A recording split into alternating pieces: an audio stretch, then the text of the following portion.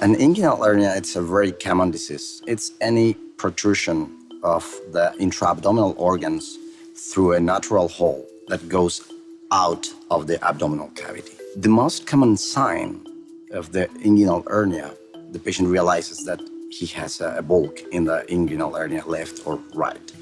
And this bulk could be accompanied with some kind of pain or burning sensation.